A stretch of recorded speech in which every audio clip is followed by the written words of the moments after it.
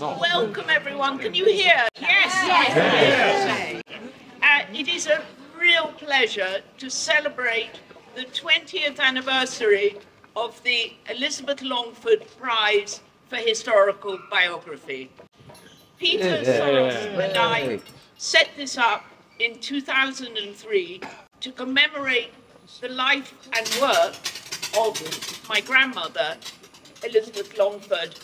We wanted a prize that rewards those who favour scholarship and narrative drive in their work. Well, so many of you here have indeed favoured narrative drive and scholarship and been duly rewarded. And I hope you like your Pony Club rosettes.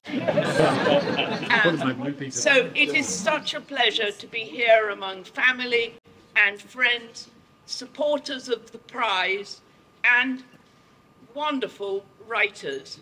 I'd also like to record my thanks to our judges, my mother, the first chair of judges, Roy Foster, our wonderful chair, Richard Davenport Hines, Rana Mitter, and some who may be here. I don't think Monroe Price is here. Yes, he's here. Oh, Monroe, where are you? Oh, Monroe. Well, there you are.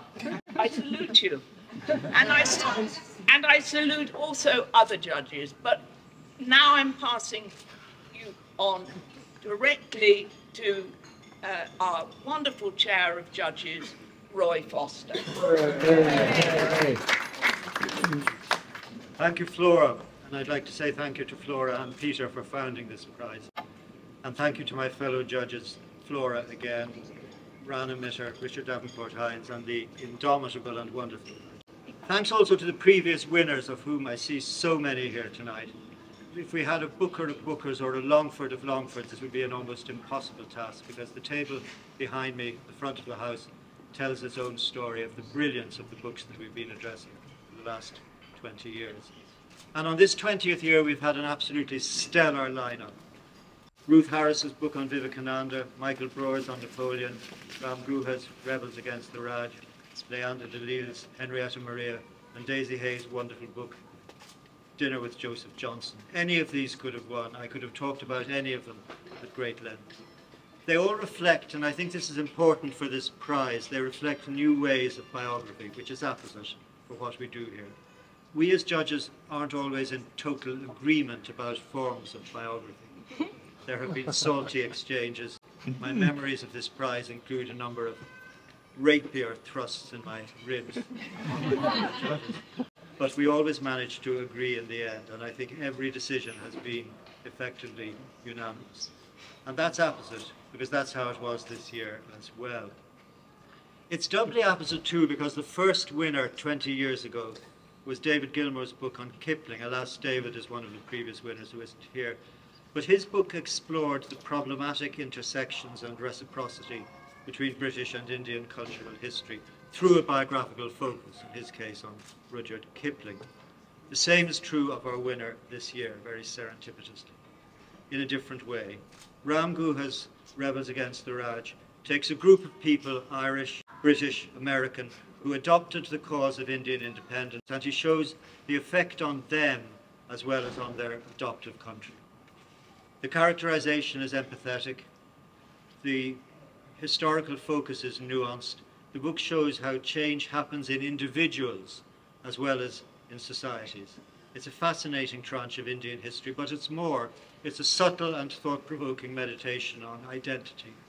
And without being in any way presentist, the lessons for today's India are powerfully implicit, as in many of Ram Guha's other works, and indeed in his distinguished career as a public intellectual.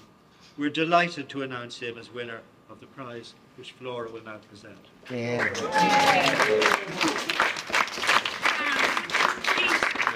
Yeah. Oh, there we are.